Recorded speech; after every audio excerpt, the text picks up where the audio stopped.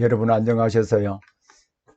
어, 제가 그 녹화를 빨리 해서 올려보내야 되는데, 제가 일주일에 한 네 번 또는 다섯 번 대면 강의들이 있습니다. 그래서 이번 주에는 이제 목사님들을 대상으로 한 세미나도 있었고요. 또 MDB 학생들을 대상으로 한 이제 신학 강의도 있었고, 또 여성 지도자반들을 위한 이 강의도 있었기 때문에, 부득이 이 강의를 녹화해서 올리는 것이 늦어졌습니다. 그래서 오늘도 미얀마나 필리핀이나 미국이나 베트남이나 기타 여러 나라에서 이 강의를 수강하는 우리 학우 여러분들에게 이 성경 공부를 통하여서 성경 전체를 이해하는 눈이 열려졌으면 좋겠습니다. 사실 여러분들이 시간이 좀 가능하고 맞추어지는 시간이 있다면 이 줌을 통하여 여러분들과 얼굴을 대면하여서 보면서 강의하는 것이 훨씬 더 좀 효과적이고, 또 이 강의가 이해가 되는지 안 되는지, 또 전달이 되는지 그것도 물어도 보고 확인해 볼 수 있는데요.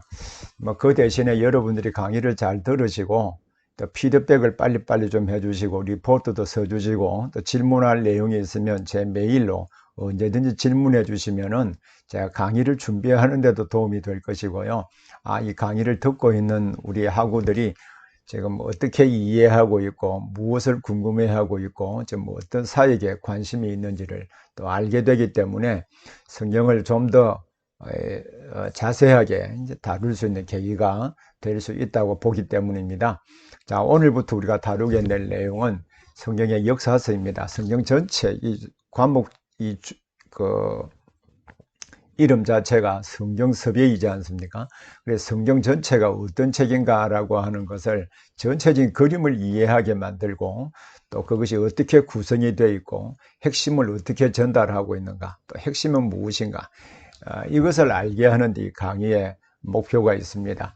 그래서 어떠한 내용이든지 영화를 보든지 드라마를 보든지 전체적인 그림을 이해하고 각각의 장면을 볼 때 장면과 전체를 잘 이해를 하게 됩니다. 그래서 성경 전체가 어떤 책인가에 대한 바른 이해를 가지는 것은 개별 본문들을 이제 어떤 시각에서 보게 될 것이며 그것이 전체 문맥에서 어떤 위치를 차지하고 있느냐라고 하는 것을 알기 때문에 성경을 훨씬 더 쉽게 또 바르게 접근해 갈 수 있는 이점이 있습니다.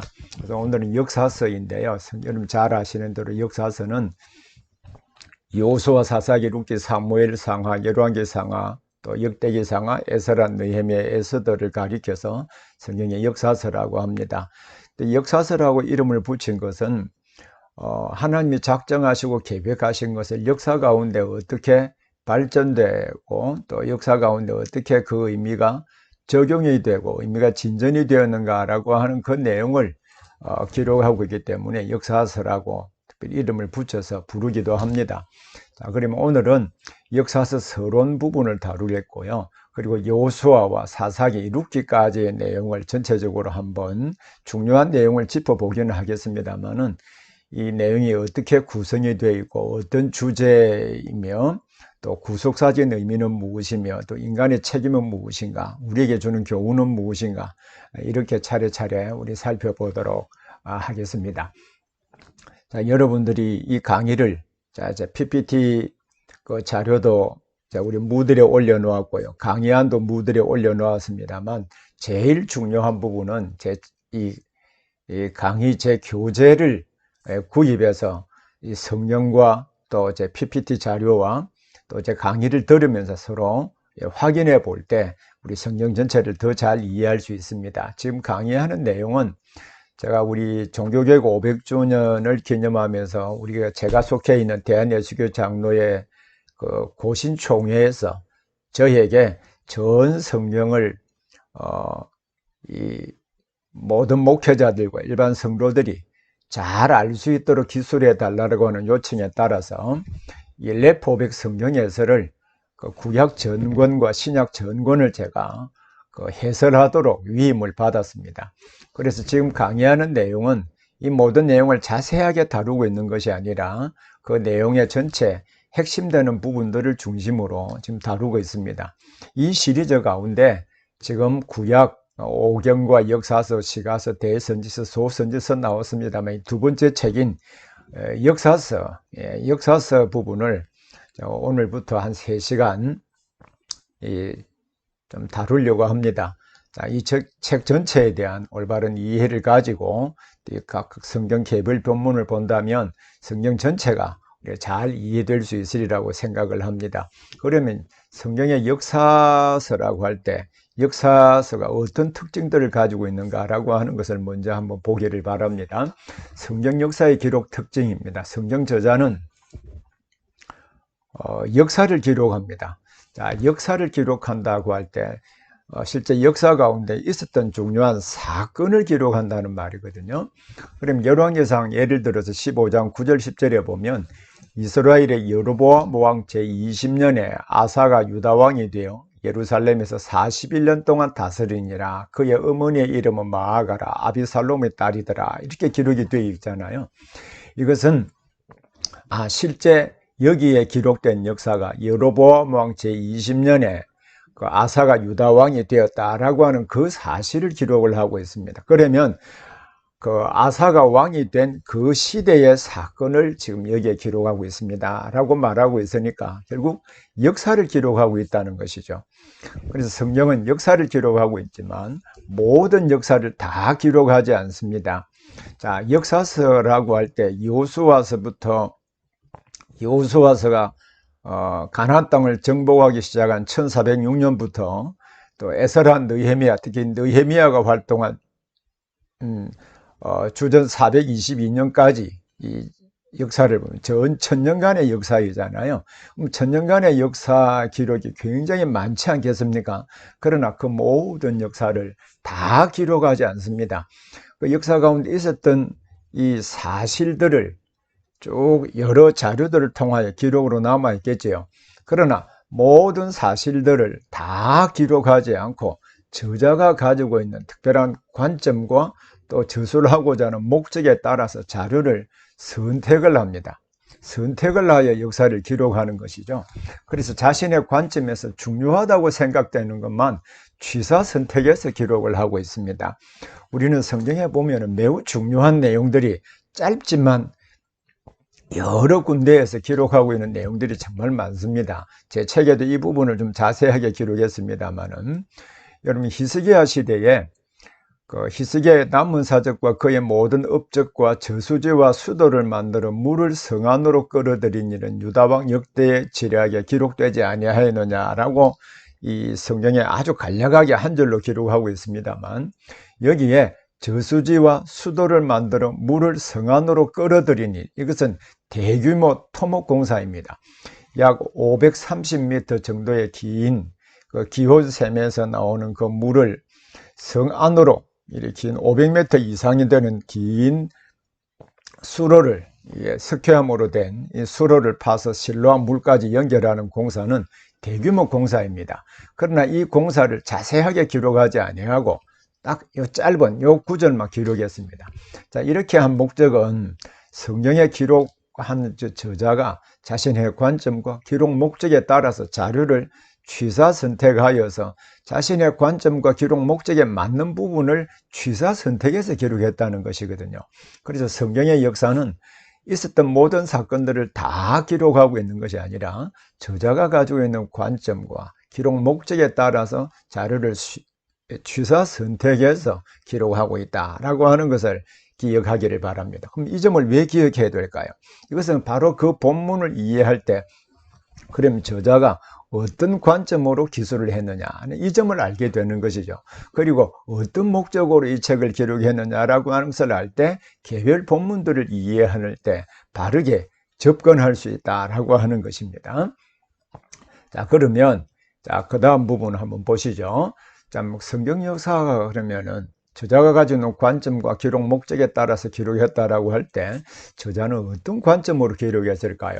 자, 성경은 인간이 범죄한 이후에 하나님이 우리의 구원을 위하여서 여자의 후손을 약속하셨거든요. 이 여자의 후손을 어떤 역사 과정과 어떤 역사 경로를 통하여 보내실 것이고 또 그 여자의 후손인 오실 그리스도를 믿는 자는 어떻게 살아야 하나님과 교제할 수 있는가, 이 역사를 우리 구속사라고 하는데 이 성경 저자는 이 구속 역사라고 하는 큰 이 관점을 가지고 이 역사를 각 시대들마다 다양한 프리즘을 통하여 다양한 빛깔로 기술을 하고 있습니다. 그래서 역사서는 기본적으로 모세오경에 그 뿌리를 두고 있습니다. 자, 모세오경에 하나님이 천지 만물을 창조하셨지만 하나님과 우리 인간의 관계, 특히 언약 맺은 그 기초를 중심으로 해서 그 언약의 역사 가운데 어떻게 발전되고 있는가, 이 내용을 기록을 하고 있거든요. 그래서 역사서는 기본적으로 모세오경에 뿌리를 두고 있습니다. 그리고 여호수아부터 마지막 에스더까지 긴 역사를 다양한 시대에서 일어난 사건들을 기록할 때 이 시대에서 하나님의 구속사가 어떻게 발전되고 어떻게 경험되었는가, 이것을 기록하므로 오늘 예수 그리스도 안에서 이 구속 역사가 계속 진행되는데 이 역사가 오늘 우리에게 어떤 의미가 있는가라고 하는 것을 그리스도 안에서 이제 새롭게 해석해 가는 것이죠. 자, 그 역사서 가운데 이제 중요한 부분은 이 아브라함과 맺은 아브라함 언약, 그리고 온 이스라엘 백성들과 출애굽 이후에 시내산에서 맺은 시내산 언약, 그리고 가나안에 입성하기 직전에 모압에서 모세를 중보자로 해서 맺은 이 모압 언약이 있습니다. 특히 신명기 언약의 핵심은 언약을 순종할 때 복을 받게 될 것이고 불순종할 때 저주를 받게 된다고 하는 이 내용을 중심으로 구성이 되어 있습니다. 그러면 긴 역사 가운데 언약의 내용에 대하여 하나님이 언약을 어떻게 이행해 가시는가, 동시에 언약의 백성들은 그 언약의 말씀을 믿을 때 어떤 결과가 있었고 불순종할 때 어떤 결과가 있는가, 이 점을 긴 역사를 통하여서 쭉 기록해 가고 있습니다. 이 성경 역사의 기록적 관점을 잘 이해하고 성경을 보아야 합니다. 그리고 이 역사를 기술할 때 어떤 방법으로 역사를 기술했느냐라고 하는 것입니다. 이 역사 기술 방식은 또 그 역사의 핵심을 이해하는 중요한 방법이 되기 때문에 역사 기술 방식을 잘 이해해야 됩니다. 제가 여러 차례 강조했습니다만 하나님께서 사건과 말씀을 통하여 계시하셨습니다. 그러면 사건을 통하여 계시하셨다고 할 때 사건은 항상 그 사건이 언제 일어났는가, 어디에서 일어났는가 라고 하는 부분이 매우 중요하죠. 그리고 그 사건을 인간이 사용하는 언어라고 하는 매체를 통하여 기록했기 때문에 이 언어로 어떤 방식으로 역사를 기술했느냐는 것이 매우 중요합니다. 동시에 이 말씀, 교훈, 말씀을 통하여 기술했기 때문에 역시 그 말씀을 기록한 이 기술 방식, 논리, 그것을 잘 이해하는 것이 본문의 핵심을 찾아가는 중요한 방법이 된다는 것입니다. 이제 역사서 저자들은 그 역사를 기록할 때 그 사실을 차례차례 기록하지 않고요, 그 역사를 대부분 이야기 방식으로 기술을 했습니다. 이야기 방식으로 기술했다라고 하는 것은 그 사건의 의미를 마치 우리가 이야기나 영화나 드라마를 보듯이 머릿속에 쉽게 그 사건 전체가 연상이 되고 일목요연하게 전체적인 그림이 그려지도록 썼다는 말이기도 합니다. 그래서 이를 내러티브라고 하기도 하고, 또 이 내러티브를 좀 더 우리가 평이하게 잘 쓰는 용어로 바꾸면 스토리텔링 방식으로 기술했다라고 할 수 있습니다. 이 스토리텔링은 항상 이 인물과 배경과 플롯, 구성으로 이루어져 있습니다. 그리고 이 구성은 특히 이야기의 줄거리를 알게 할 뿐만 아니라 이야기의 핵심을 파악하는 매우 중요한 장치이기 때문에 이 플롯을 잘 이해하는 것이 중요합니다. 특히 이 이야기에는 전지적 시점을 가진 3인칭 해설자들이 있습니다. 이 3인칭 해설자라고 하는 것은 그 사건에 대하여 방향을 설정해주고 그 사건의 의미가 무엇인가라고 하는 것을 해설해주고 코멘트해주는 역할을 하거든요. 자, 이러한 점들은 매우 중요합니다. 자, 여러분 참조해 한 본문들이 제가 이 두 부분만 예를 들어 적어 놓았습니다만은 모든 스토리텔링 방식으로 기록된 역사서에는요, 다 이 해설자의 코멘트가 있습니다. 자, 우리 한번 예를 들어 보면, 자, 사사기 14장 4절의 말씀을 제가 한번 성경을 통하여 찾아보겠습니다. 여러분들도 꼭 찾아보시기를 바랍니다. 자, 우리 사사기 14장 4절입니다. 자, 이 본문은 이 삼손 스토리 전체를 이해하는 핵심과 같은 역할을 하거든요. 자, 4절에 보면은 이 4절이 참 아쉽게도 우리 개역 개정판 성경은 번역을 좀 잘못했습니다. 자, 한번 보겠습니다. 그때의 블레셋 사람이 이스라엘을 다스린 까닭에 삼손이 틈을 타서 블레셋 사람을 치려함이었으나 그의 부모는 이 일이 여호와께로부터 나온 것인 줄은 알지 못하였더라. 이런 이 본문을 자세히 보면 삼손이 틈을 타다라고 되어 있지만 히브리어 원문은 하나님입니다. 하나님께서 틈을 타서, 왜냐하면 당시에 유다와 블레셋이 언약 백성의, 특히 유다가 언약 백성의 삶의 특성을 버리고 이 블레셋과 서로 동화되어서 이방 문화와 혼합되어서 살았거든요. 그래서 하나님께서는 이 언약 백성과 블레셋의 삶을 분리하기 위해서 사사 삼손을 세웠습니다. 그리고 여러분 다 아시는 바와 같이 이 일이 여호와께로부터 나왔다라고 하는 것은 인간 저자는 모릅니다. 그래서 인간 저자는 기록을 할 때 전지적 시점을 가진 3인칭 화자를 세워서 이야기를 하거든요. 그래서 3인칭 화자는 이 일이 여호와께로부터 왔구나 라고 하는 것을 알게 하는 것이죠. 그래서 하나님께서 이 삼손 전체 이야기에 역사적으로 개입하신다라고 하는 것을 이 해설자의 코멘트를 통하여 알게 하는 것입니다. 자, 그래서 이 전지적 그 시점을 가진 이 3인칭 해설자는 굉장히 중요한 역할을 합니다. 자, 이야기는 그리고 또 대개 논리를 전개하는 구조를 가지고 있습니다. 자, 성경 저자들이 글을 쓰기 전에 먼저 내가 전달하고자 하는 그 핵심을 잘 이해할 수 있도록 하기 위해서 논리적인 구조를, 적합한 구조를 누구나 선택합니다. 이런 편지를 써보았죠. 편지를 쓴다든지 어떠한 중요한 것을 발표한다고 할 때 내가 이 발표한 내용들을 어떻게 효과적으로 전달할까, 이것을 구상하면서 전체적인 개요를 작성하고 핵심을 어떻게 전달할까라고 전체 구조를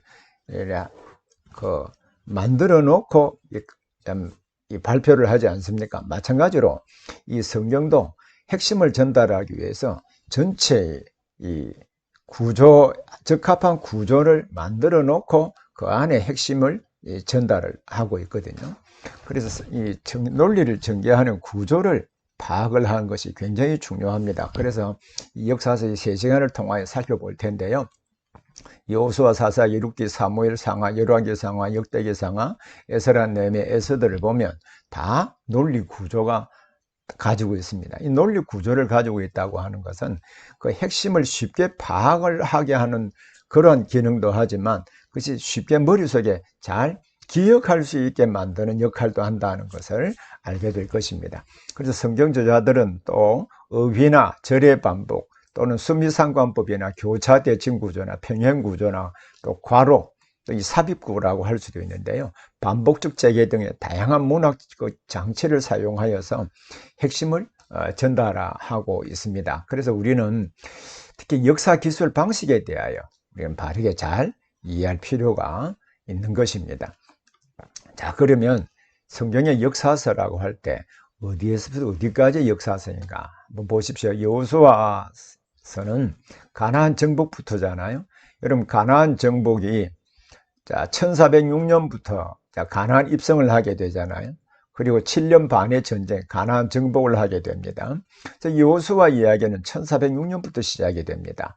그리고 약 350년간의 기간 동안 사사시대가 있죠. 그 사사시대 지나고 난 뒤에 사사시대 안에 룻기가 있고요. 그리고 사울이 1050년에 왕이 되잖아요. 이때부터 왕정시대가 시작이 됩니다. 이 왕정시대 이야기가 특히 사무엘서는 4사람의 스토리를 중심으로 다루고 있습니다. 처음에는 이제 사무엘의 출생과 관련되는 이야기죠. 그래서 사무엘 이야기를, 엘리와 사무엘의 이야기를 우리 다루게 되고요. 그리고 그 다음에는 사무엘이 사울을 왕으로 세우잖아요. 그래서 사울 스토리를 다루게 되고요. 또 사울과 다윗의 관계가 있죠. 그래서 핵심 인물은 사무엘, 사울, 다윗 이 3사람을 중심으로 한 이 역사를 다루고 있는 것이 사무엘 상하입니다. 그리고 다윗이 죽고 난 뒤에 열왕기에서는 솔로몬이 왕이 된 시대부터 통일왕국 시대, 솔로몬이 다루고 난 뒤에, 솔로몬 죽고 난 뒤에 나라가 분열이 되죠. 그래서 열왕기 상하, 역대기서, 특히 여기 그 분홍색으로 이렇게 표지해 놓은 부분은 역대기가 긴 역사 과정을 쓰고 있습니다만 기록된 시대와 있었던 사건이 다르거든요. 그래서 아무튼 역사서 안에 기록된 내용은 이 시대에 있었던 사건들을 중심으로 기록을 했습니다. 자, 그리고 뒤에 에스라가 주전 458년에 돌아오거든요.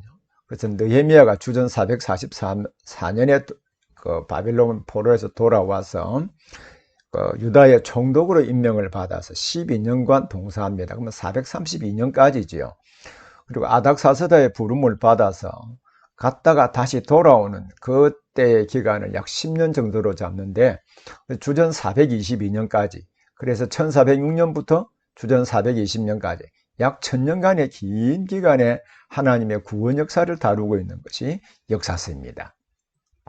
자, 그리고 이 역사서를 이야기, 스토리텔링 방식으로 기술을 했다고 그랬죠. 그래서 이 도식을 항상 잘 기억을 하기를 바랍니다. 앞으로 이 도식은 여러 번 보게 될 텐데, 결국 성경은요, 하나님께서 당신의 백성들에게 하나님이 어떤 분이시고, 자, 우리가 웨스트민스터 신앙고백서 제 4문에 있는 것처럼, 소개문도 4문에 있는 것처럼, 구약과 신약이 요긴하게 가르치는 교훈은 이것입니다.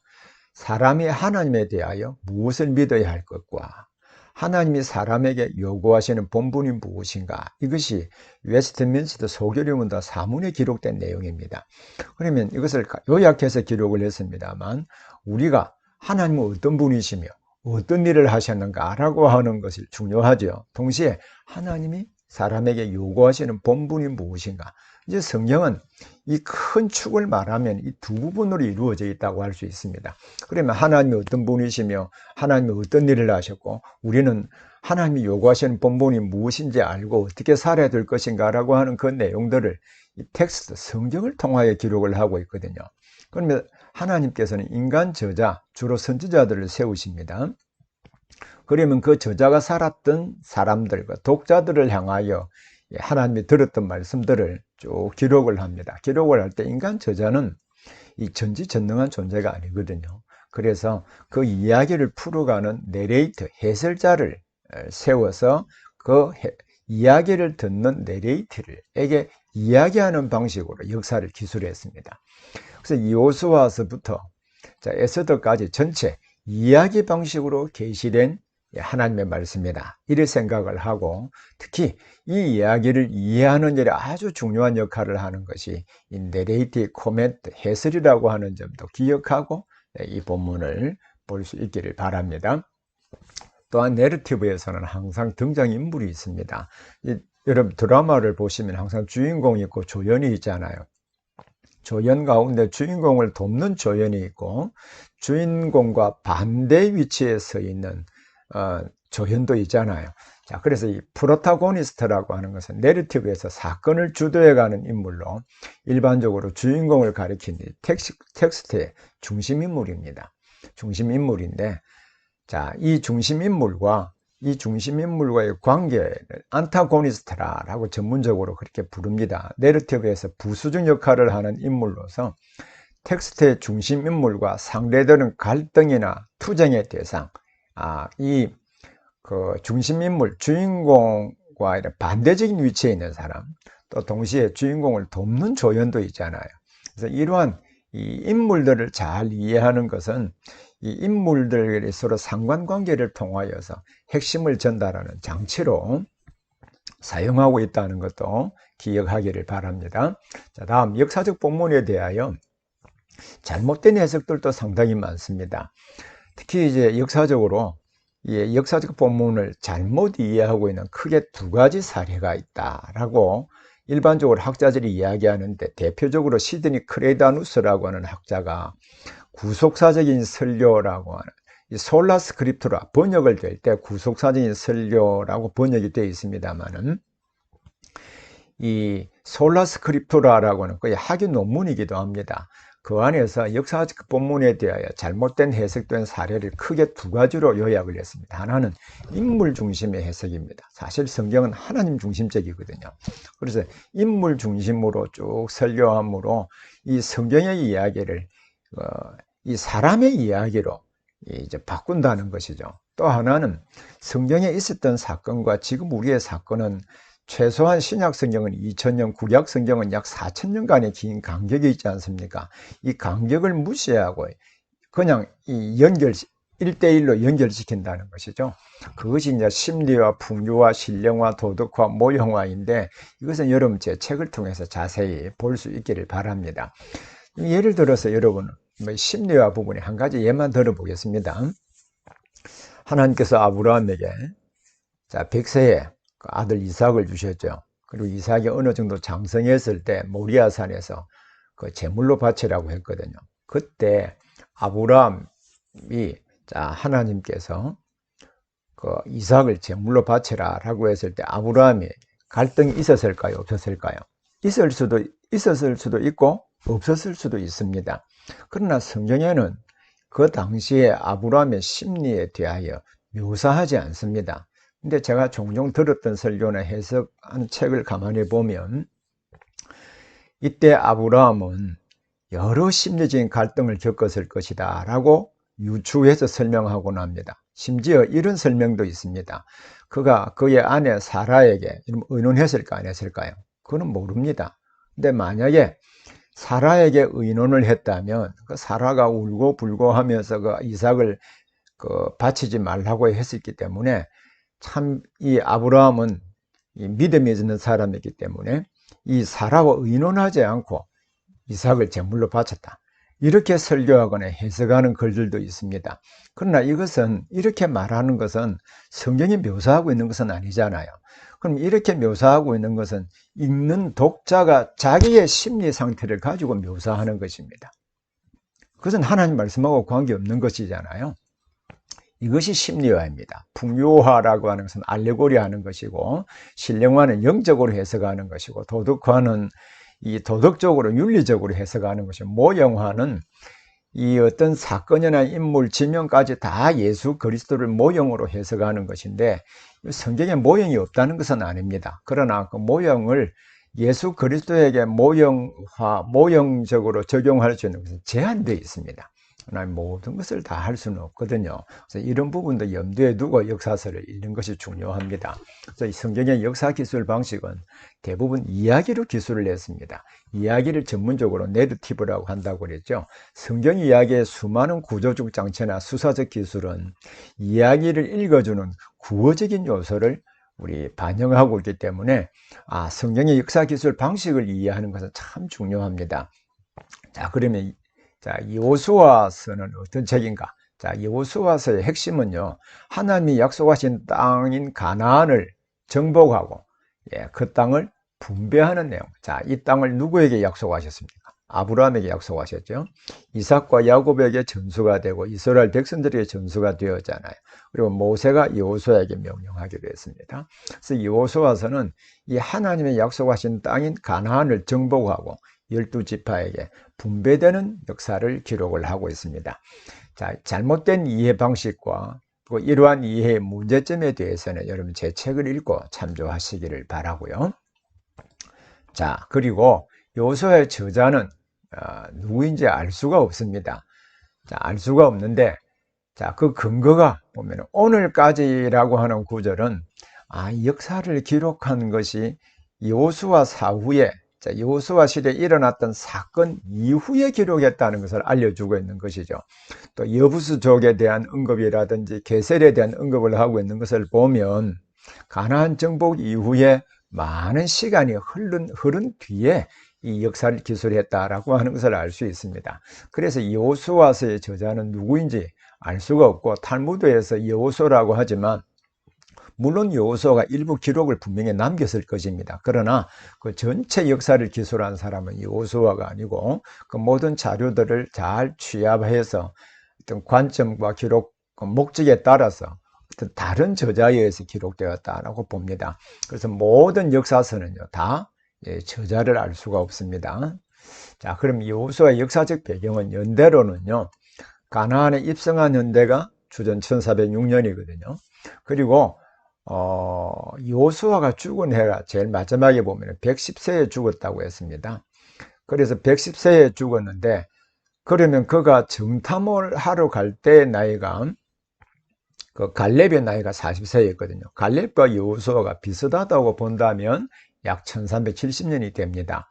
특히 여호수아서의 연대와 역사적 배경을 알 수 있는 내적인 근거는 제일 중요한 것은 출애굽 연대를 기준으로 잡습니다. 그리고 갈렙의 나이를 기준으로 잡거든요. 자, 그래서 가나안 입성한 1406년부터 가나안 정복은 7년 반을 전쟁을 하게 되거든요. 그래서 1370년까지의 하나님의 구원 역사를 다루고 있는 것이 여호수아서입니다. 특히 이제 갈렙의 나이가 중요한 기준이 된다고 그랬잖아요.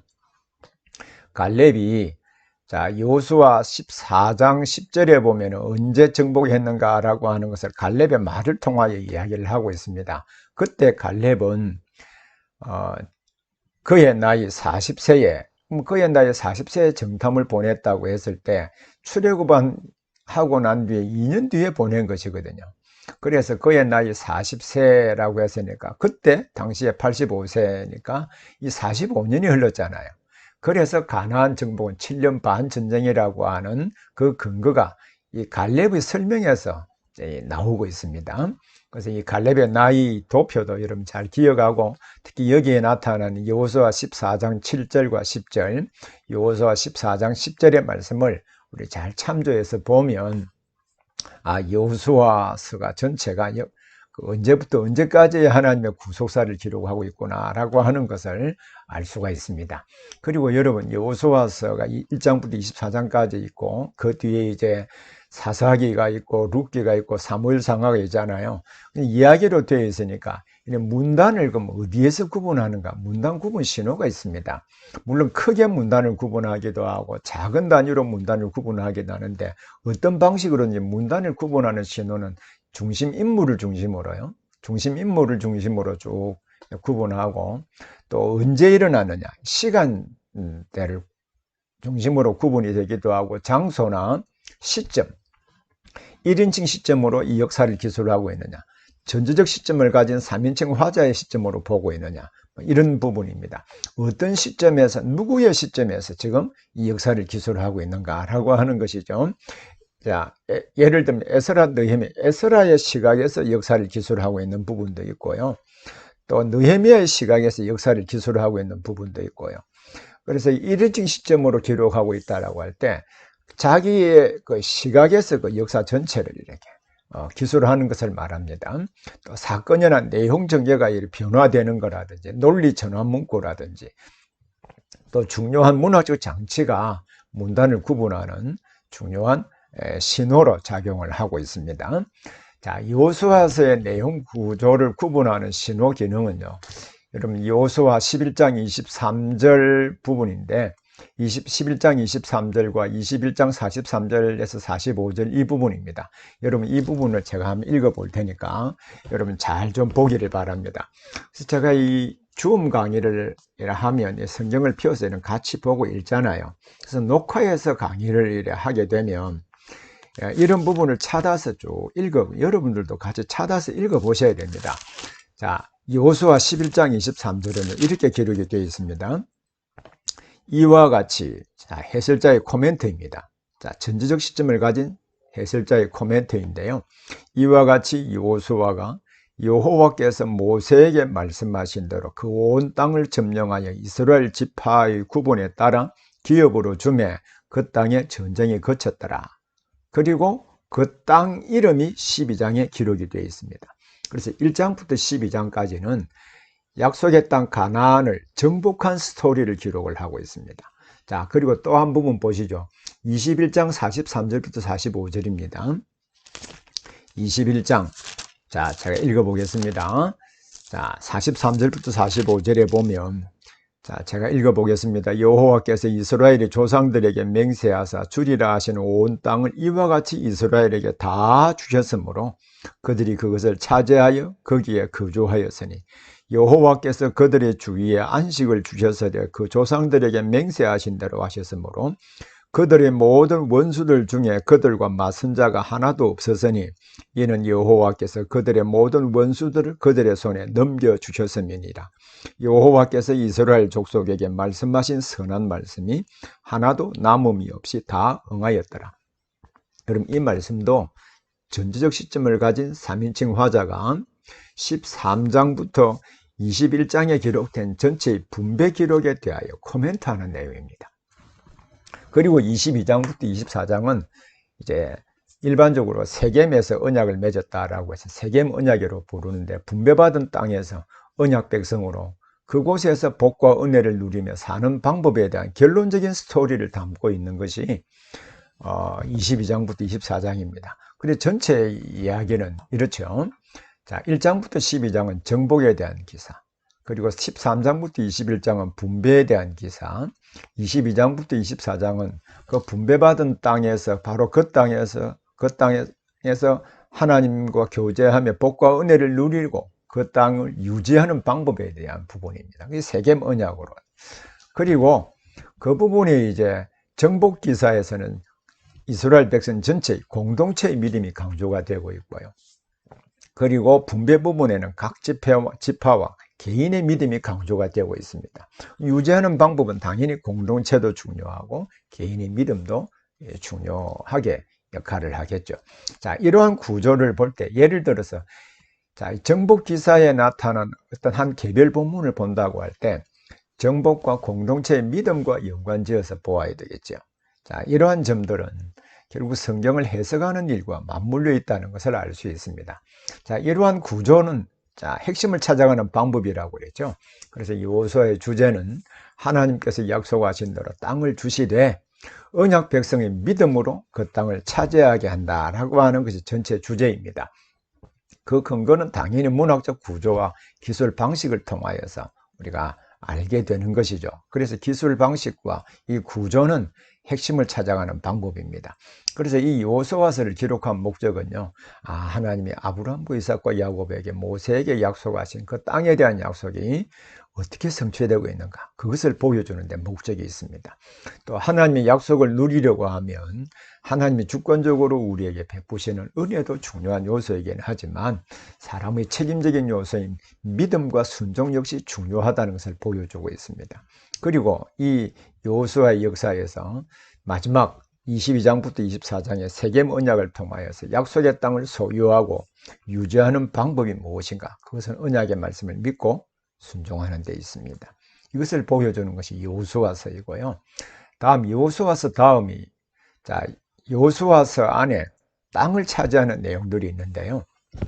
자, 이 지도를 보면 이들이 시딤에 처음에 진을 쳤습니다. 시딤에서 요단강을 건너가게 되죠. 그래서 길갈에 본부를 두고요. 그리고 처음에 여리고성을 정복하죠. 그리고 아이성을 정복을 하는데 아간 때문에 실패합니다. 그래서 이 공동체의 믿음이 강조된다고 그러잖아요. 아간이 약속의 말씀을 믿지 않고 또 가나안 땅에서 그가 그 이후에 복된 삶을, 자기 나름대로 복된 삶을 살기 위해서 금덩어리와 외투 등을, 이 신할산 외투를 숨겨두었잖아요. 이것 때문에 패배를 경험하게 되죠. 그것이 바로 아이성입니다. 아이성 이후에 이스라엘이 어떤 힘을 가졌는가라고 하는 사실을 기브온족이 잘 알죠. 알고 거짓으로 화친을 취하고 난 뒤에 기브온을 치기 위해서 이 남방에 있는 모든 왕들이 한 곳에 모여서 전투 한 번에 남부 전선을 끝냅니다. 그리고 난 뒤에 북쪽의 메론 물가에서 역시 북쪽에 있는 왕들을 한 곳에 다 모아서 한 번에 정복을 하고 땅 전체를 정복한 기사가 바로 여호수아서입니다. 그럼 이 부분에 대하여서 이 평형 구조나 다양한 방식으로 기술을 했거든요. 제가 이 PPT 자료에다가 넣어 놓았는데, 자, 여러분 예를 들어서 기브온에 지금 모여서 남부 전선 전투가 일어나는데 헤브론, 라기스, 에글론, 또 야르묵, 여부스, 이 사람들의 왕들이 한 곳에 연합군들이 모여서 길갈에 있는 이스라엘군과 전쟁에서 한 번에 이 전체를 정복을 합니다. 그리고 개별 정복은 각 지파에게 맡기는 것이죠. 이러한 방식으로 기술이 되어 있는데, 자, 예를 들면은 평형 구조라고 했잖아요.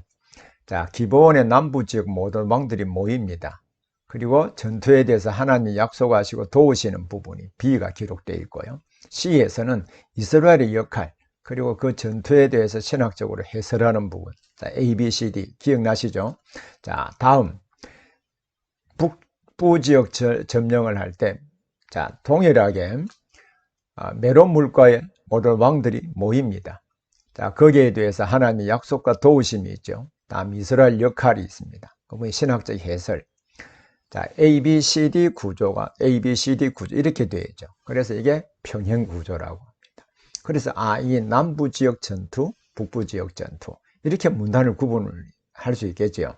그래서 이러한 구조에 따라서 책을 보도록 하기 위해서 이것을 기술을 했습니다. 그리고 여호수아 10장 40절에 보면 이스라엘이 점령한 땅을 지명을 말하지 아니하고 산지와 경사지와 평지, 네겝이라고 했습니다. 그것은 그 당시에 가나안 땅을 정복하고 지명이 정착화되지 않았을 때거든요. 그래서 이스라엘 지경을, 자, 다시 지도를 보면 이렇습니다. 이 지도에서, 자, 이 부분을 두부 자르듯이 딱 자르면 바로 이 부분이 산지입니다. 자, 이 부분이 세펠라라고 부르는데 경사지라고 그러고요. 자, 우리가 여러분 성경에 보면 또 찬송가에도 나옵니다만 성경에 두 개의 유명한 평원이 나옵니다. 평야가 나옵니다. 하나는 샤론 평야이고요. 바로 샤론 평야는 바로 여기입니다. 그리고 이스라엘 평원이 여기입니다. 이 두 개의 평원이 있거든요. 그래서 여기에 산지, 경사지, 평지 이렇게 구성이 되어 있습니다. 그리고 남쪽 지역을 네겝이라고 하거든요. 그러면 하나님이 약속하신 이 전 지역을 차지했다. 이런 의미로 이해를 하시면 되겠습니다. 자, 그리고 이 남은 땅 부분이 굉장히 중요한 부분인데요. 꼭 여러분들 여호수아 13장 1절부터 7절을 우리 찾아볼 수 있기를 바랍니다. 자, 남은 땅에 대해서 자, 여호수아 13장을 제가 한번 읽어보겠습니다. 여러분 이 지역은 굉장히 중요한 부분이니까 제가 한번 읽어보겠습니다. 여호수아가 나이가 많아 늙으면 여호와께서 그에게 이르시되 너는 나이가 많아 늙었고 얻을 땅이 매우 많이 남아있도다. 이 남은 땅은 이러하니, 자, 이 남은 땅도 하나님이 약속하신 땅이거든요. 하지만 이스라엘이 온전히 믿고 순종하지 못함으로 이 땅을 차지하지 못했습니다. 그래서 남은 땅에 대하여 여호수아가 반드시 이 땅을 차지하라고 명령하는 내용인데, 그 땅이 블레셋 사람의 모든 지역과 그술 족속의 모든 지역, 곧 애굽 앞 시홀 시내에서부터 가나안 사람에게 속한 북쪽 에그론 경제까지와 블레셋 사람의 5 통치자들의 땅, 곧 가사 족속과 아스돗 족속과 아스골론 족속과 가드 족속과 에그론 족속, 또 남쪽 아비 족속의 땅과 또 가나안 족속의 모든 땅과 시돈 사람에게 속한 모아라와 아무리 족속의 경계 아베까지와 또 그발 족속의 땅과 해 뜨는 곳에 온 레바논, 곧 헤르몬 산 아래 이 바알갓에서부터 하맛에 들어가는 곳까지와 또 레바논에서부터 미스로봇 마임까지 산지의 모든 주민, 곧 모든 시돈 사람의 땅이라. 자, 여러분 이 땅을 보십시오. 자, 이 땅은 다 아브라함에게 약속하시고 모세 시대에 말씀하신 땅인데요. 이 지역 언급이 되어 있죠. 이 지역을 지도로 보면 이렇습니다. 자, 이스라엘 백성들이 큰 전투에 차지한 땅은 이 붉은색 바탕으로 되어 있는 이 부분입니다. 그러나 이 역시 시돈, 두로 나오죠. 애굽의 경계에 있는 이 부분 나오잖아요. 이 지역 전체, 자, 블레셋이 차지하고 있는 이 지역도 하나님이 약속하신 땅이거든요. 지금 우리 역사에 가자 지구에서 지금 현재 계속 전쟁이 일어나고 있잖아요. 이 블레셋 땅입니다. 가자 지구. 원래는 하나님이 이스라엘 백성들에게 약속하신 땅입니다. 여기 블레셋에 에그론, 아스돗, 아스글론, 가자. 이 지역을 가리켜서 여러분 블레셋 땅이라고 하거든요. 블레셋 땅. 자, 여기에서도 쭉 올라가면 이 두로 시돈까지 모두 다 하나님 약속하신 땅입니다. 역시 이 지역도 하나님께서 아브라함과 이삭과 야곱과 모세를 통해 약속하신 땅입니다. 그러나 이스라엘이 온전히 순종하지 못함으로 이 땅을 차지하지 못하거든요. 자, 이 차지하지 못한 이 상태에서 일단 땅을 분배해서 반드시 이 땅을 차지하도록 지금 명령하고 있는 것입니다. 그래서 이스라엘 12지파가 분배받은 땅을 도식화했는데, 이들이 과연 그러면은 정복 전쟁을 통하여서 각 지파가 다 차지했을까? 예, 다 차지하지 못했습니다. 차지하지 못함으로 말미암아 결국 어떤 결과가 생겨났는가? 이건 사사기입니다. 자, 지금부터 이 사사기를 살펴볼 텐데요. 그 안에 있는 내용들을 여러분 이 PPT를 통하여 제가 다 넣어 놓은 것은 성경과 제 교재와 강의를 통해서 쭉 확인해 보도록 하기 위함입니다. 여러분 아시는 대로 이 녹화해서 강의를 내보내는 것은 사실 1시간, 이 녹화 분량도 좀 제한되어 있거든요. 그래서 이 모든 내용들을 다 전달은 할 수가 없습니다. 그러나 핵심 구조와 주제와 목적이 무엇인가, 이 성경 전체의 흐름들을 잘 이해하고 또 흐름 속에서 개별 본문을 이제 이해할 때 그 본문의 의미를 좀 더 자세하게 알게 되거든요. 그래서 참고적으로 하나만 더, 갈렙의 사람에 대해서 약간 우리가 오해하는 부분도 있기 때문에 한번 보면 좋겠습니다. 자, 우리 갈렙에 대한 기사들이 매우 의미 있게 읽어볼 필요가 있습니다. 자, 갈렙에 대해서 그니스 사람 여분네 아들 갈렙이라 이렇게 되어 있잖아요. 자, 여러분 여기 히브리어들 좀 배우시잖아요. 자, 그니시. 자, 이라고 하는 것은 민족을 말합니다. 그나스 족이라는 말입니다. 이가 없으면 그나스거든요. 그러면 그나스 또는 그니스 사람은 도대체 어떤 사람인가? 창세기 15장 9절에 보면 하나님이 멸하시기로 작정한 족속입니다. 갈렙이 유다지파의 지도자 역할을 하고 있습니다만은 원래는 그가 하나님의 언약 백성 속에 들어가 있었던 유다 족속이 아니고 원래는 하나님이 멸하시기로 작정한 족속입니다. 그러나 그가 어떤 경로와 어떤 방법을 통하여서 유다 백성이 되었는지는 성경이 기록하지 않습니다. 그러나 우리가 한 가지 알아야 될 중요한 사실은 이방인조차도 언약의 말씀을 믿으면 하나님의 약속의 반열에 들을 뿐만 아니라 하나님과 동역하며 하나님의 구속사를 이루는 사람이 된다는 것을 이 갈렙을 통하여 보여주고 있습니다.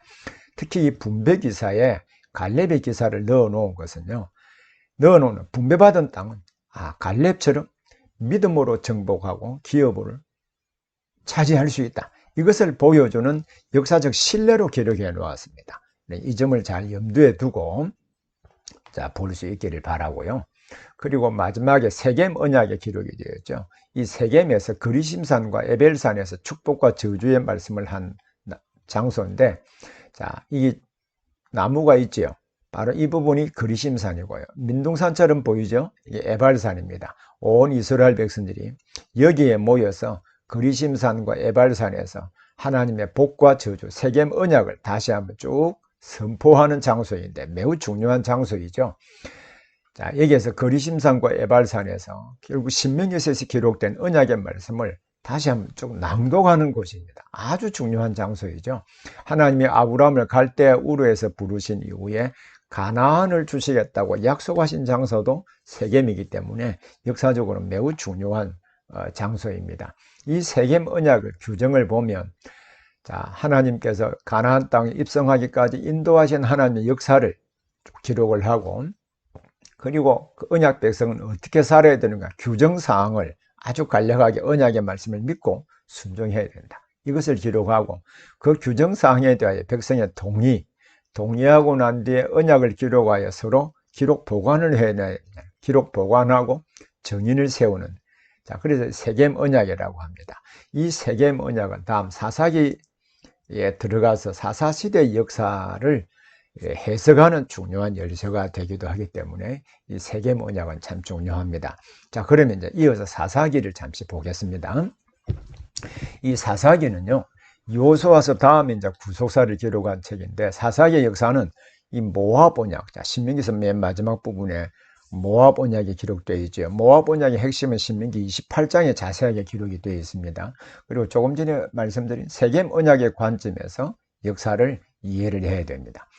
이스라엘 백성들이 언약을 지켰을 때 어떤 결과가 있고 지키지 못했을 때 어떤 결과가 있었는지 바로 이 사사시대의 역사를 통하여 보여주고 있습니다. 하지만 이 사사시대의 역사에서 이스라엘 백성들은 하나님의 택한 백성들이잖아요.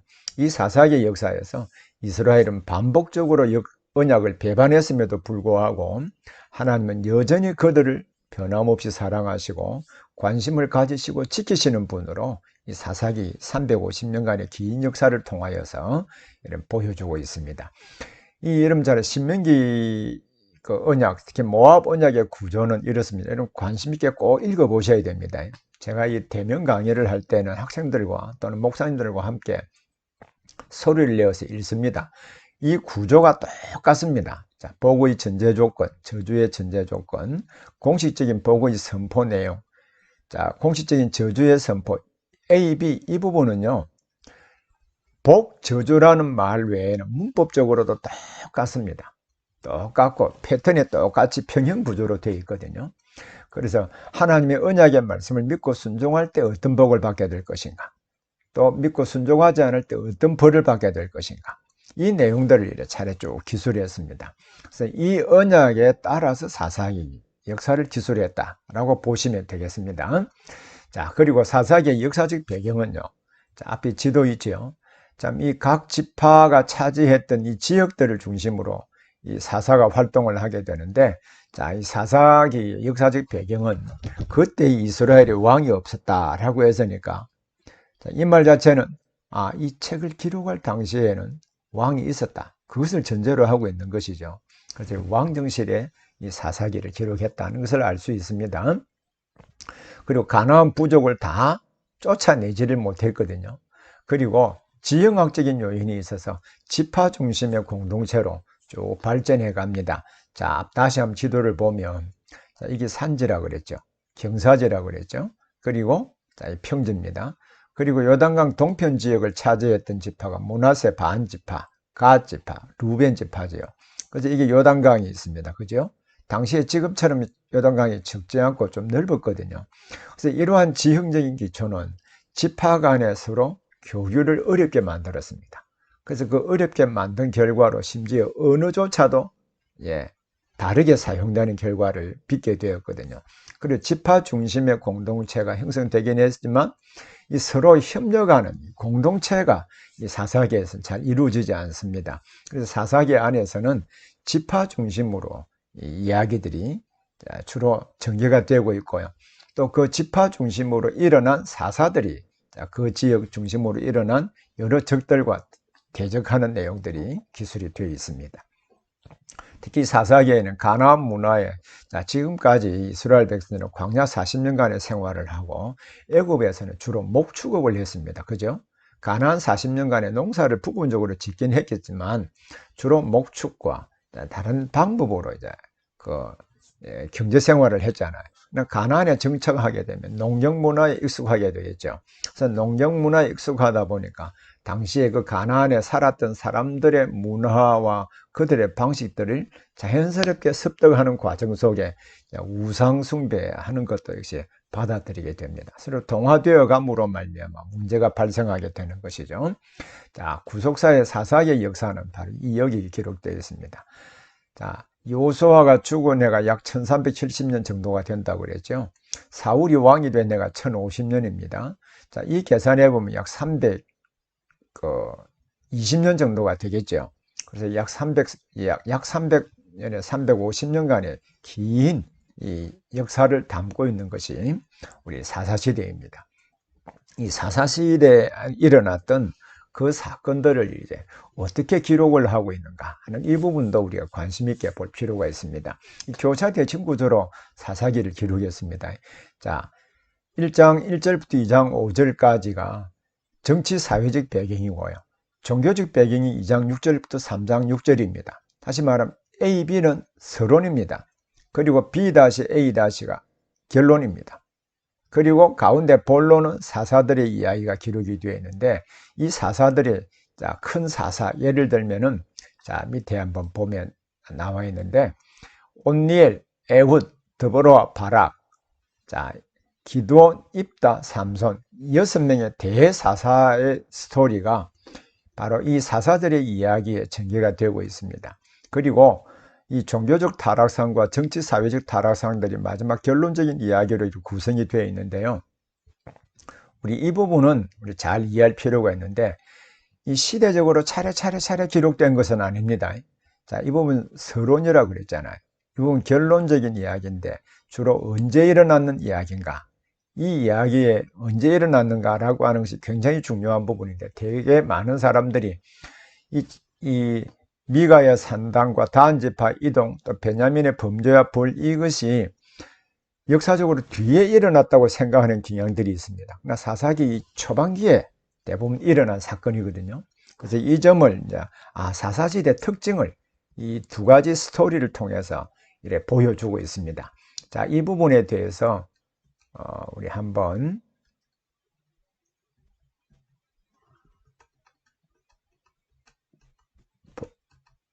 볼 필요가 있는데요. 자, 제가 성경을 한번 찾아보겠습니다. 자, 여러분들 사사기 18장을 한번 보기를 바랍니다. 사사기 18장에 보면 이 부분입니다. 자, 사사기 18장에 보면 이런 기록이 있습니다. 자, 사사기 18장에 이 미가의 신당과 다한지파 이동과 직접적으로 연관된 사람이 누구냐 하면 30절에 이렇게 되어 있습니다. 다한 자손이 자기들을 위하여 새긴 신상을 세웠고 모세의 손자여 게르솜의 아들인 요나단과 그의 자손은 다한 지파의 제사장이 되어 이렇게 되어 있죠. 모세의 손자 요나단입니다. 모세의 아들이 게르솜이잖아요. 그래서 모세의 손자인데 바로 게르솜의 아들 요나단이니까 사사기 350년 가운데 초반부라는 말이죠. 이해가 되시죠? 그리고 또 이 사사기 19장, 20장 부분에 정치 사회적 타락상 부분을 기록하고 있는 내용들이 있는데 거기에 사사기 20장 27절을 제가 읽어보겠습니다. 27절, 28절입니다. 이스라엘 자손이 여호와께 물으니라.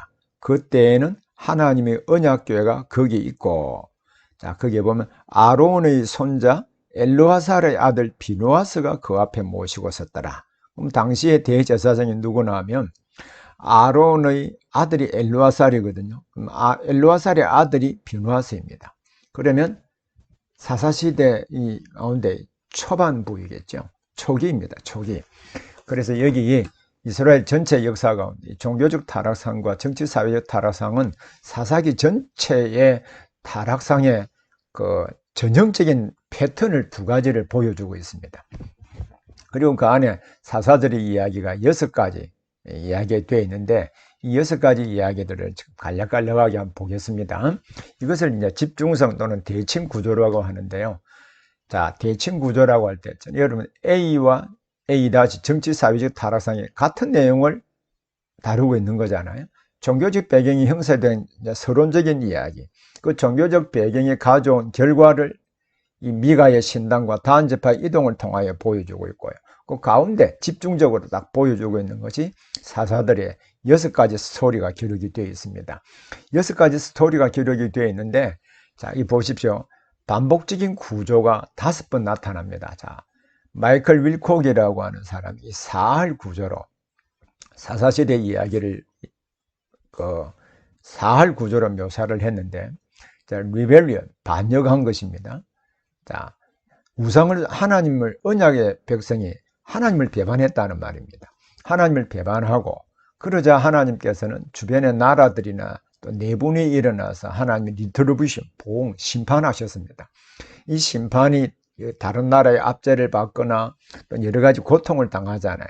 그래서 세월이 18년 또는 8년 이렇게 고통을 당하다가 하나님께 부르짖고 회개하는 내용이 다음 나타납니다. repent. 그때 하나님 사사를 세워서 구원하시죠.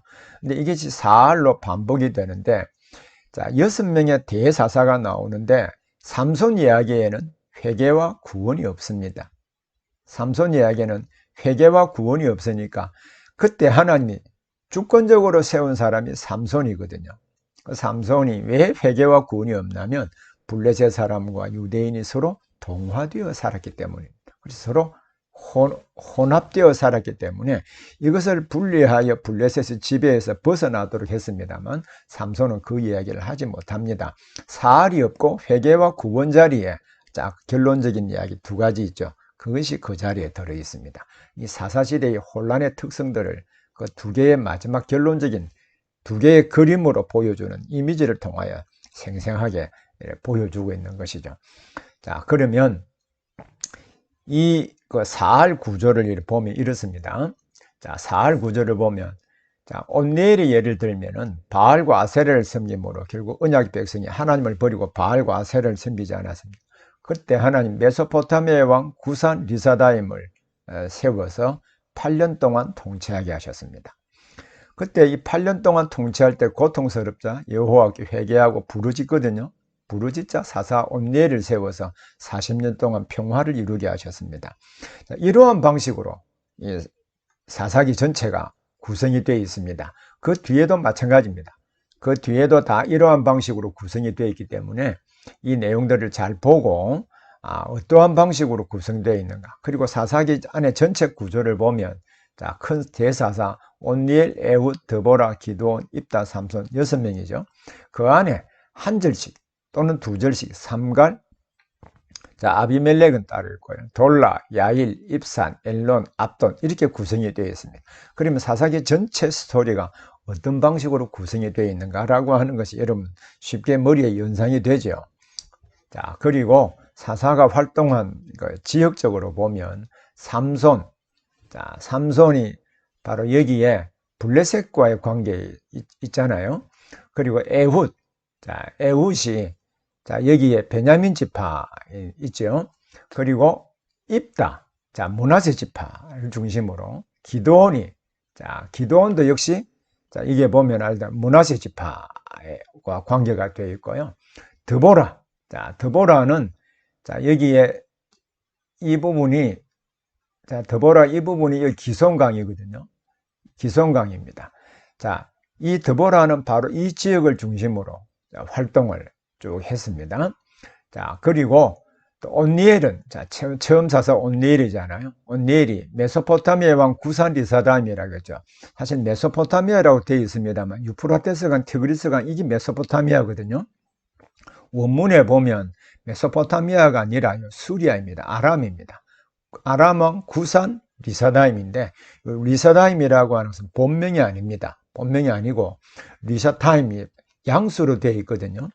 라샤에서는 악이라는 말입니다. 두 배로 악한 왕 구산이라는 뜻이거든요. 그럼 리사다임이 본명은 아니겠죠. 그래서 이 구산 리사다임, 그래서 온니엘, 드보라, 기드온, 입다, 에훗, 삼손이 활동한 이 시대에 어디에서 이 사사들이 활동했는가라고 하는 것을 이 전체 이 지도를 통하여 알 수 있으리라고 생각을 합니다. 사사기 주제는요, 이스라엘이 언약을 배반했다 할지라도 그들이 회개하면 하나님이 그 부르짖음을 들으시고, 자, 구원자 사사를 세워서 구원해 주시는 언약의 신실하신 분이심을 보여주고 있습니다. 이 사사기의 문학적 구조가 반역, 보응, 회개, 구원이라고 하는 이 사할 구조가 6차례 쭉 반복이 됩니다만 삼손 사이클에서는 회개와 구원이 없다고 그랬죠. 자, 이스라엘의 배반에도 회개하면 언약에 따라 사사를 세워서 구원해 주신다는 것은 하나님이 자기 백성을 사랑하신다는 것이죠. 이것을 사사기에서 반복적으로 보여주고 있습니다. 그럼에도 불구하고 끊임없이 언약을 배반하는 그 모습도 역시 사사기에서 잘 보여주고 있죠. 사사기의 기록 목적은 결국 여호와께서 사사다, 이것을 보여주는 거예요. 우리 사사라고 하는 말을 또 개념을 잘 이해할 필요가 있는데요. 이 사사라고 하는 말은, 자, 이 사사기 히브리어 그 책 제목은요, 쇼프팀입니다. 이 샤파트라는 말이 재판하다, 통치하다는 말이거든요. 그래서 여기에 보면 아도나이, 야훼라고 할 수 있고요. 아도나이, 자, 야훼, 하, 쇼페이트입니다. 사사, 여호와 이 말이거든요. 심판하시는 여호와라고 했지만 일반적으로 재판하는 기능보다도 통치자입니다. 당시의 최고 통치권, 자, 애굽의 최고 통치권자가 바로이잖아요. 자, 블레셋의 최고 통치권자가 아비멜렉입니다. 마찬가지로 사사시대의 최고 통치권자가 누구냐? 사사라, 이 쇼페이트라고 불렀거든요. 그래서 여호와께서 통치자라, 이런 분입니다. 그래서 이 사사라고 하는 재판관, 사사기 전체를 읽어보면 물론 재판의 내용이 전혀 없는 것은 아닙니다. 그러나 사사가 통치하는 시대라고 했잖아요. 그래서 당시의 최고 통치권자가 사사라고 불려지기 때문에 이 사사가 통치하던 시대에 있었던 하나님의 구속 역사 이야기가 사사기다. 이렇게 이해하면 됩니다. 자, 여호와께서 변함없이 언약에 신실하신 분이심을 보여주므로 그 언약의 말씀을 믿고 살도록 하기 위해서 이 사사기를 기록했다라고 할 수 있겠죠. 자, 사사기 다음에 이런 책이, 자, 이게, 자, 조금 전에 설명한 부분이 이게 다시 있네요. 미가의 신상과 잘못된 종교 행위에 보면 유다 베들레헴에 사는 레위인이 거주할 곳을 찾자 그를 제사장으로 삼는데 모세의 손자 요나단이 제사장이 되거든요. 그래서 사사기 초반기에 일어났던 사건이라는 것을 알 수 있습니다. 자, 그리고 그 다음 내용도 마찬가지로, 자, 아론의 손자 비누아스의 사건이거든요. 그래서 이 사사시대 초반기에 사사기 전체에 특징적인 부분, 종교적 타락상과 서로 또 여러 정치적 타락상들을 잘 보여주는 두 개의 이 사건을 통하여서 보여주고 있다라고 하는 것을 알 수가 있습니다. 자, 그러면 마지막으로 이제 룻기서를 간략하게 하고 오늘 강의를 마치도록 하겠습니다. 룻기는 사사시대에서 다윗 왕의 계보로 이어지는 하나님의 구속사, 이 혼란한 시대에도 하나님의 구원 역사를 어떻게 인도해 가시는가 하는 것을 특히 룻기서를 통하여 보여주고 있습니다. 룻기는 모압인 룻이 가나안인 다말과 라합과 함께 그리스도의 계보에 어떻게 들어갔는가, 이방인이라고 할지라도 그들이 언약의 말씀을 받아들이고 순종하기만 하면 하나님의 구속 역사의 구원을 얻을 뿐만 아니라 구속 역사의 핵심적인 인물이 될 수 있다. 이것을 보여주고 있습니다. 특히 사람마다 자기 소견에 옳은 대로 행하는 사사시대였다 할지라도 그 가운데서 하나님을 온전히 섬기는 자들인 룻과 보아스를 통해서 자기 백성과 맺은 언약을 하나님이 어떤 사람을 통하여 어떻게 이루시는가, 이것을 보여주는 것이 룻기서입니다. 룻기서는 참 중요한 책인데요. 룻기서의 저자 역시 알 수가 없습니다. 자, 룻기의 역사적 배경을 조금 잘 이해할 필요가 있습니다. 자, 룻기의 역사적 배경은 베레스의 계보부터 나옵니다. 자, 룻기서 4장 18절부터 22절에 계보가 나오죠. 자, 성경에 보면 계보가 나오는데요. 성경의 계보는 창세기에 10개의 계보가 나옵니다. 그리고 룻기에 역시 10개의 계보가 나옵니다. 그리고 역대상에 보면 1장부터 9장까지 이스라엘의 전 계보가 나오죠. 그리고 마태복음 1장의 계보가 나오고 누가복음 3장의 계보가 나옵니다. 이 계보를 전체로 연결하면 예수 그리스도가 오시는 그 계보, 예수 그리스도의 계보라고 하는 것을 알 수 있죠. 다시 한번 말씀드리면 이 계보라고 하는 말은요, 우리가 족보의 개념과는 조금 다릅니다. 조금 다르긴 하지만 이 계보라고 하는 것은 어떤 경로를 통하여 예수 그리스도가 오시는가라고 하는 그것을 보여주는 이 계보라고 말할 수 있습니다. 이 계보를 히브리어 말로 이 톨레이도트라고 하는데요. 이 톨레이도트라고 하는 것을 어떻게 번역하느냐라고 하는 건 참 어렵습니다. NIV 번역 성경에서는 어카운트라고 번역을 했습니다만은 FF 브루스라든지 또는 이 다른 구약 성경학자들은 이 톨레이도트를 번역할 때 영어로 아주 간략하게 FF 브루스가 가장 잘 번역을 했는데 This is that, 이 이야기는 그것입니다. 이런 말로 번역을 했습니다. 근데 이것을 잘 이해하려고 하면은 마태복음 1장 1절 여러분 다 외우고 있죠. 아브라함과 이삭의 자손 예수 그리스도의 계보라. 자, 아브라함과 다윗의 자손 예수 그리스도의 계보라. 이 계보라는 말이 나오잖아요. 이 톨레이도트를 헬라어로 번역한 것이 게네시스이거든요.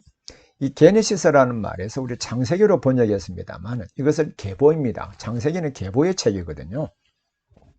그럼 여기에서 This is that이라고 하는 공식에 한번 넣어 보겠습니다. 아브라함과 다윗의 자손에 대한 이야기, 이 이야기는 이 이야기는 예수 그리스도에 대한 이야기입니다. 이런 뜻입니다. 자, 그러면 룻기서 제일 마지막에 요 계보가 베레스, 헤스론, 람, 암미나답, 나손, 살몬, 보아스, 오벳, 이세, 다윗. 자, 하나, 둘, 셋, 넷, 다섯, 여섯, 일곱, 여덟, 아홉, 10개의 계보. 자, 10개의 이름만 선별적으로 기록이 되어 있습니다. 자, 그런데 여러분, 헤스론은요, 애굽에 들어갈 때 인물입니다. 살몬은 라합과 결혼했거든요. 자, 그렇기 때문에 이것은 가나안 정복시대의 인물이라는 것을 알 수 있습니다.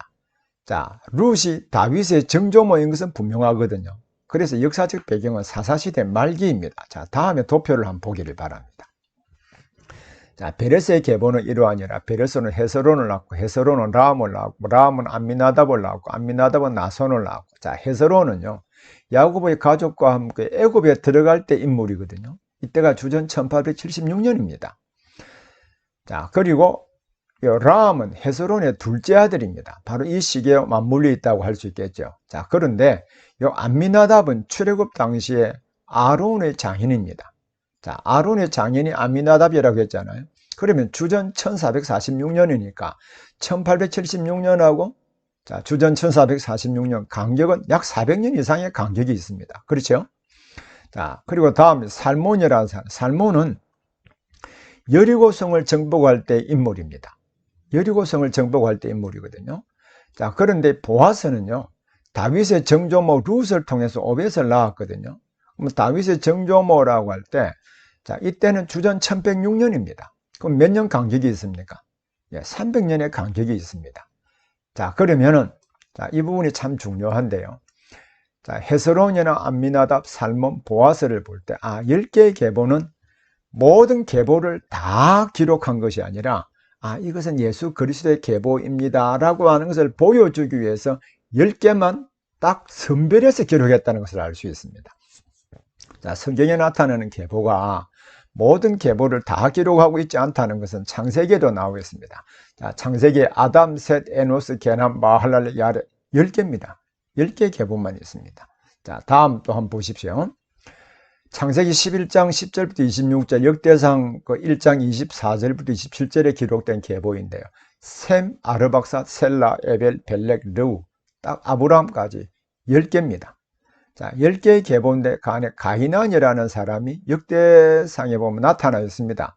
역대상 1장 18절이라고 누가복음에도 보면 가이난이 있습니다. 그러면 모든 계보를 다 기록한 것이 아니라 예수 그리스도의 계보다라고 하는 것을 알려주기 위해서 선별적으로 10개만 선택해서 기록했다는 것을 알 수 있겠죠. 그리고 참고적으로 마태복음 1장에 14대요, 14대요, 14대요 다 알고 있죠. 이 14대 안에 똑같이 기록된 내용이 이 내용입니다. 마태복음 1장 3절부터 6절에. 그러면 생략된 내용이 있다는 말이죠. 14대라고 하는 것은 7 더하기 7이거든요. 또 다시 14, 7 더하기 7, 7 더하기. 완전수로 딱 예수 그리스도의 계보다라고 하는 것을 보여주기 위해서 기록했다라는 것을 알 수 있습니다. 그래서 룻기서의 10개의 계보는 룻기서 1, 2, 3, 4장 전체를 해석하는 열쇠인데 예수 그리스도의 오심과 관련된 중요한 스토리를 담고 있는 것이 룻기서입니다. 이런 의미입니다. 자, 우리 역사적 계보를 알았다면, 자, 계보의 뜻은 헬버라고 하는 이 신학학자는 그것에 대하여 일어난 것은 바로 이것이다. 또 에페프 브루스는 이것은 그것이다. 이렇게 정의했는데 이 단어는 구속의 기원과 연계성, 즉 예수 그리스도가 어떤 경로를 통하여 오시는가라고 하는 것을 보여주는 것이라고 할 수 있겠습니다. 자, 그래서 룻기서는 사사시대 말기에 대한 내용이기 때문에 약 1200년경부터 자, 1010년에 다윗이 왕이 되잖아요. 그래서 다윗이 왕이 되는데 다윗까지 기록이 되어 있으니까 바로 이 시대 하나님의 구원 역사를 기록하고 있다. 이것을 우리가 알 수 있을 것입니다. 자, 룻기는 그러면 어떤 형식으로 기록이 되어 있는가? 이건 참 흥미로운 기록인데요. 자, 서막에 보면 나오미가 자기 남편 엘리멜렉과 함께 자기 약속의 땅 가나안을 버리고 모압으로 이민을 떠납니다. 모압으로 아메리칸 드림을 찾아서 우리 떠나듯이 모압 드림을 찾아서 떠난 것이죠. 이 기록이 71단으로 되어 있습니다. 자, 그리고 나오미가 기업을 회복하고 돌아오는 스토리가 71단으로 딱 되어 있습니다. 상당히 문학적으로 잘 짜여 있다라고 하는 것을 알 수 있겠죠. 이 전체 이야기에서 모든 것을 읽고 회복하는, 자, 선막과 결말 그 안에 회복되는 과정들을 기술했습니다. 나오미가 회개하고 모압에서 룻과 함께 돌아오죠.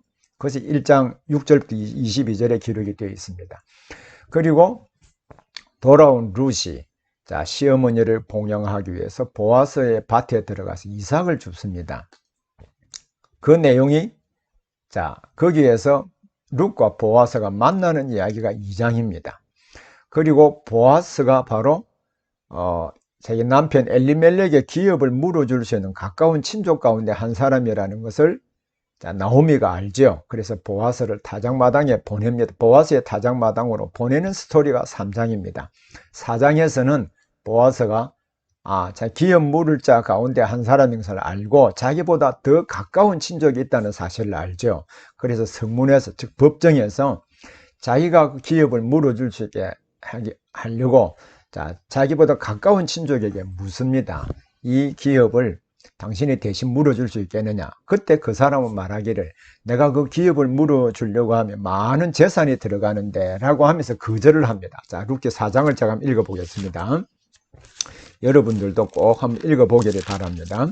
자, 룻기 4장에 보면 이렇게 되어 있습니다. 보아스 4장 5절에 보면 보아스가 이르되 내가 나오미의 손에서 그 밭을 사는 날에 죽은 자의 아내 모압 여인 룻에게서 사서 그 죽은 자의 기업을 그의 이름으로 세워야 할지니라 하니 그 기업 물을 자가 자, 보아스보다 더 가까운 친족이요. 나는 내 기업에 손해가 있을까 하여 나를 위하여 물으지 못하노니 내가 물을 것을 내가 물으라. 즉 보아스에게 물으라. 나는 물으지 못하겠노라 라고 했습니다. 그래서 보아스는 자, 엘리멜렉이 그의 모든 기업을 팔고 모압으로 갔잖아요.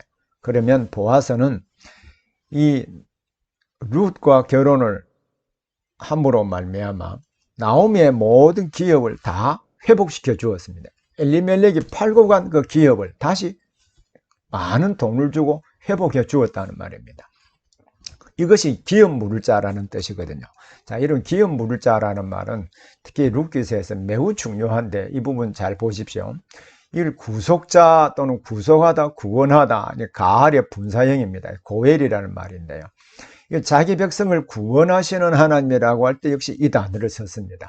재산법으로는 집이나 땅이 팔렸을 경우에 대신 물어주는 자를 가리켜서 역시 기업 물을 자라고 합니다. 또 사람이 종으로 팔렸을 때 값을 지불하고 자유를 주는 자도 역시 구속자, 고엘이라는 단어를 썼습니다. 동시에 남편이 자식이 없이 죽어서 과부가 된 자에게 결혼하여 대를 이어주거나 죽은 남편의 기업을 회복해 주는 자도 역시 구속자라 고엘입니다. 그러면 이 역할을 누가 했습니까? 보아스가 했거든요. 그 보아스가 감당함으로 말미암아 그는 예수 그리스도의 계보 안에 들어가는 자가 되었습니다. 동시에 이제 이 나오미 어머니의 하나님이 저의 하나님이요 라고 하면서 따라온 룻도 역시 예수 그리스도의 계보에 비록 모압 여인이고 이방인이었다 할지라도 그리스도의 계보 안에서 하나님의 구속사에서 매우 큰 역할을 담당하는 사람이 되었다라고 하는 것을 보여주는 것이 룻기서입니다. 룻기서의 수혼법 또는 형사취수법, 형이 사망하면 대신 형수를 취하는 법, 이 말이거든요. 그래서 수혼법은 성경시대의 가문의 대와 기업을 잇기 위해 형이 사망하면 그의 아내를 취하여 가문과 기업을 회복시켜주는 법인데 이 법을 자, 나오미가 오르바와 룻이 있잖아요. 그래서 자기는 이 대를 이어줄 수 없으니까 너희 재혼하라고 했지만 오르바는 재혼의 근거를 듣고 돌아가죠. 돌아가지만 룻은 어머니의 하나님이 자기 하나님이라 라고 하면서 돌아옵니다. 이 역할을 감당해 주는 사람이 보아스입니다. 그래서 나오미의 대를 역시 이어주는 것이죠. 이 스토리가 기록된 것이 여러분 룻기서입니다. 그래서 룻기서의 주제는 하나님이 우리를 그리스도 안에서 구원하시기 위하여 어떤 사람을 사용하시는가? 룻을 이방인 사용하시죠. 자, 하나님의 언약의 말씀에 따라 기업을 물어주는 이 책임을 감당하고 있는 보아스를 사용하시죠. 이들을 사용하여 어떻게 역사를 섭리하시고 하나님의 구원 역사를 이루시는지를 보여주는 것이 여러분 룻기서입니다. 그래서 등장인물과 이야기의 구조를 통하여 주제를 잘 보여주고 있죠. 룻기서의 중요한 기록 목적은 하나님은 사사시대에도 우리를 구속하시기 위하여 그의 백성을 주목하시고 다윗을 보내셨다라고 하는 것을 보여주고 있습니다. 특히 구속사에서 룻과 보아스의 믿음과 헌신이 매우 중요한 역할을 한다는 것을 보여주는 여기에도 중요한 목적이 있습니다. 또한 등장인물을 통하여 우리에게 하나님의 섭리의 아주 신비로움을 보여주기도 합니다. 자, 구원과 구속사에 참여하는 일이 이스라엘에게만 제한되어 있는 것이 아니라 이방인 중에서라도 믿고 순종하는 자들에게 항상 구속의 길은 열려 있다. 이것을 보여주고 있습니다. 자, 마지막으로 이게 하나님의 섭리 부분도 매우 중요한 부분인데 이 부분 한 부분 하고 오늘 마치도록 하겠습니다. 자, 룻이, 자, 이 본문을 잘 보십시오. 룻 2장 3절에 보면 제가 룻 2장 3절을 읽어 보겠습니다. 2장 3절에 이렇게 기록이 되어 있습니다. 룻이 가서 베는 자를 따라 밭에서 이삭을 줍는데 우연히 엘리멜렉의 친족, 자, 엘리멜렉은 나오미의 남편이잖아요. 우연히 엘리멜렉의 친족 보아스에게 속한 밭에 이르렀더라. 자, 룻이 우연히 보아스의 밭에 들어갔다. 이게 우연이라는 개념입니다. 자, 우연이라는 말은요, 단어는 히브리어로 와이케르 미크레아라는 단어입니다. 자, 와이케르. 자, 여기에 보면 코프레이시. 자, 코프레이시. 똑같은 단어죠. 그렇죠? 이 단어와 똑같습니다. 자, 여기에 카라라고 하는 말, 우선 만난다는 말입니다. 만난다는 말인데 앞에 와이케르라는 말이 있죠. 그리고라는 말, 만난다. 그리고 그가 만난다는 말인데, 자, 이 말과, 자, 여기에 그가 만난다. 그래서 능동태이거든요. 자, 근데 미클레아, 하라고 하는 여성입니다. 이 나오미가 만난다. 이 말이거든요. 자, 그러면 그가 만난다는 것은 하나님께서 만나고, 그 여자, 즉, 룻이 그 안에 들어가서 만나는, 즉, 하나님의 섭리 가운데 딱 만난다. 이런 말입니다. 자, 하나님이 그 밭에 서 계시고요. 자, 밭에 서 계시고, 그리고 룻이 그 밭에 들어가잖아요. 이것을 우연이라고 했습니다.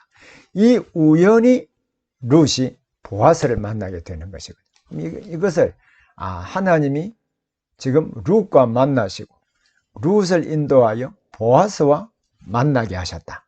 이 개념입니다. 그래서 이걸 하나님의 섭리라고 하는 것이죠.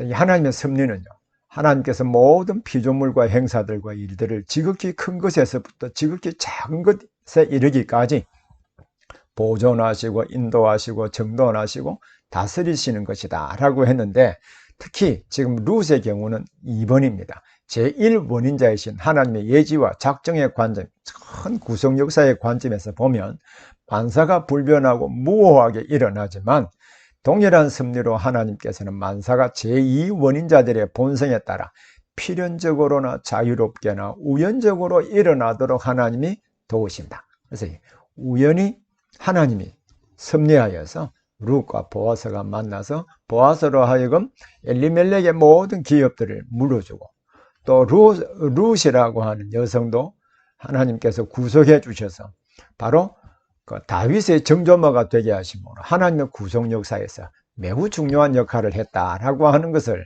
우리 이 역사를 통하여서 보여주고 있습니다. 그래서 룻기의 구속사적인 의미는 사사기의 이야기가 이스라엘의 긴 역사 가운데 행하신 하나님의 구속사의 한 계보를 보여주고 있다라고 하는 것을 알 수 있죠. 결국 하나님이 주권적으로 역사를, 하나님의 구원 역사를 이루어 가신다. 이것을 보여주고 있고요. 또 350년간의 긴 사사시대에도 하나님께서 언약의 목표인 하나님의 나라를 이루시기 위해서 계속 역사 가운데 일하신다는 것을 보여주고 있습니다. 또 룻이 이방 여자라 할지라도 그가 하나님을 경외할 때 그도 언약 백성이 될 수 있다. 이것을 보여주는 구속사에서 매우 중요한 개념을 보여주고 있습니다. 동시에 이 구속사에서 어떤 사람을 쓰시는지, 결국 말씀을 믿고 순종하는 룻과 보아스를 통하여서 구속사를 이루신다. 그래서 믿고 순종하는 일이 중요한 거죠. 자, 보아스도 하나님께서 가까운 친족이나 또 가족들이 경제적으로 어려움을 당할 때 그 기업을 물어주라고 했잖아요. 그 말씀에 따라서 보아스가 순종했고요. 동시에 밭에 모든 것을 다 거두지 말고 일부를 남겨두어서 이방인과 가난한 자들을 먹이라고 했잖아요. 마찬가지로 룻은 일부를 남겨주어서 가난한 자들이 이삭을 죽도록 배려해주고 있잖아요. 하나님 말씀을 온전히 순종하는 이 보아스와 룻을 통하여 하나님의 구속사를 이루어 가셨다면 믿고 순종하는 일이 하나님의 구속 역사에 매우 중요한 사람이 될 수 있다는 것을 보여주고 있습니다. 바로 룻은 그의 믿음으로 그리스도가 오시는 통로가 되기도 했고요. 보아스는 기업 무르는 그 일을 통하여서 하나님의 법을 실천함으로 구속사에서 중요한 사람이 되었고 하나님의 법을 지키는 일이 중요하다는 것을 보여주고 있습니다. 여러분 오늘 역사서를 시작하면서 역사서 전체가 역사를 기록하고 있지만 모든 역사를 다 기록하고 있는 것이 아니라 저자의 관점에 따라 기록했고 특히 자기가 가지고 있는 기록하고 있는 목적에 따라서 모든 자료를 취사 선택해서 기록했다는 사실을 살펴보았습니다. 서론에서. 그리고 하나님의 구원 역사를 여호수아, 사사기, 룻기를 공부하면서 하나님의 구원 역사를 어떻게 진행시켜 가는지도 보여주고 약속을 어떻게 성취하는가 하는 것을 보여주었습니다. 동시에 여호수아가 어떻게 구성이 되어 있는가, 사사기가 어떻게 구성이 되어 있고 또 룻기가 어떻게 구성이 되어 있고 어떤 방식으로 전체가 논리를 전개하면서 핵심을 전달하고 있는가. 오늘 제가 여호수아와 사사기, 룻기 모든 내용을 자세하게 다루지는 않았지만 전체적인 그림들을 이해하면 하나님께서 말씀을 전달하실 때 복잡하고 어렵게 기록한 것이 아니라 전체적인 이야기가 머릿속에 쉽게 연상이 되고 연상이 된다면 그 사건이 의미하는 바가 무엇인가 예수 그리스도와 연관해서 알 수 있도록 기록했다는 것을 알 수 있습니다. 이러한 방식으로 성경 전체를 섭외 한다면 이런 개별 본문을 이해하는 일에도 전체와 개별 본문이 어떤 연관성을 가지고 있고 예수 그리스도 안에서 어떤 관계를 가지고 있는가, 동시에 이 사건이 신약에 오신 예수 그리스도와 오늘 우리와 어떤 관계가 있는가라고 하는 것을 알 수가 있게 됩니다. 오늘 여기까지 공부를 했는데 우리 다음 시간에는 룻기서 다음에 사무엘서, 열왕기서, 역대기서를 함께 공부해 보도록 하겠습니다. 여러분 오늘 공부하느라고 수고하셨습니다.